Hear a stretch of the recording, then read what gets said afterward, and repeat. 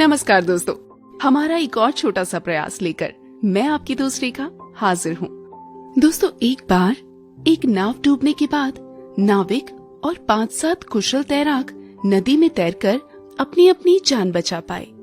उधर नाव सबको नदी में छोड़कर खुद आगे निकल गई। बचे हुए लोग राजा के दरबार में पेश किए गए। राजा ने नाविक से पूछा, नाव कैसे डूबी? नाव में छेद था क्या? इस पर नाविक ने कहा, नहीं महाराज, नाव तो बिल्कुल दुरुस्त थी। इसका मतलब तुमने सवारी अधिक बिठाई। नहीं महाराज, सवारी नाव की क्षमता अनुसार ही थी और न जाने कितनी बार मैंने उससे अधिक सवारी बिठाकर नाव पार लगाई है। आंधी तूफान जैसी कोई प्राकृतिक आपदा तो नहीं थी।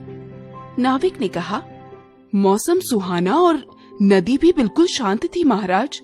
राजा ने कहा, तब तो तुमने जरूर मदिरा पान किया होगा। नहीं नहीं महाराज, आप चाहें तो इन लोगों से पूछकर संतुष्ट हो सकते हैं। ये लोग भी मेरे साथ तैरकर जीवित लौटे हैं। तब महाराज ने पूछा, फिर क्या चूक हुई? कैसे हुई इतनी बड़ी दुर्घटना? नाविक ने कहा, महाराज, नाव हौले हौले बिना हिलकोरे लिए नदी में चल रही थी। तभी नाव में बैठे एक आदमी ने नाव के भीतर ही थूक दिया। मैंने पतवार रोक के उसका विरोध किया और पूछा कि तुमने नाव के भीतर क्यों थूका? उसने उपहास में कहा कि क्या मेरे थूकने से नाव डूब जाएगी?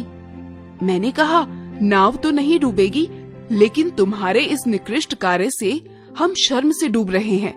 बताओ, जो नाव तुमको अपने सीने पर बिठाकर इस पार से उस पार ले जा रही हो, तुम उसी में थूक रहे हो? राजा ने पूछा। फिर?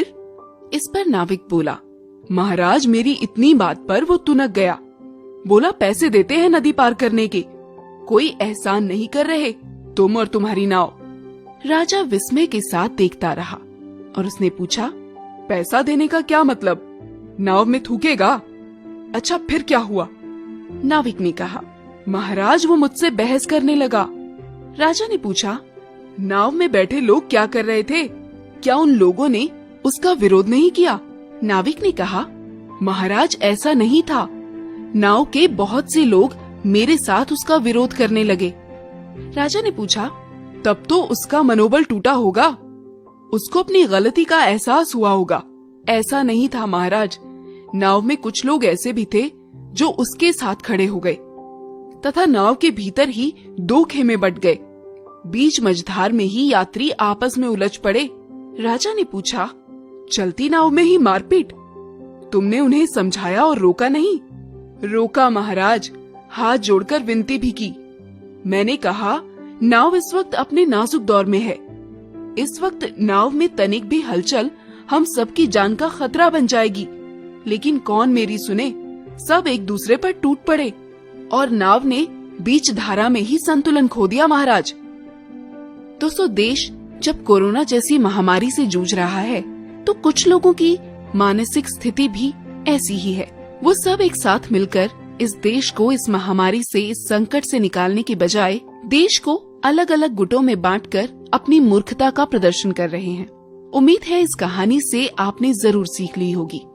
देश को इस संकट से निकालने के लिए हम सबका योगदान अमूल्य है और इस नाव को डूबने से बचाने का काम हम सबकी जिम्मेदारी है। ऐसे ही कुछ पॉजिटिव वीडियोस लेकर मैं आपकी दोस्त रेखा आपसे फिर मिलूंगी। जय हिंद, जय भारत।